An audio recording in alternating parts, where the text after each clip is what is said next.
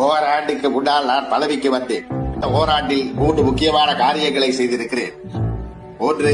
சுயமரியாதை திருமணத்திற்கு சட்ட அங்கீகாரம். 2. தாய் திருநாட்டிற்கு தமிழ்நாடு என்று பெயர் மாற்றம். 3.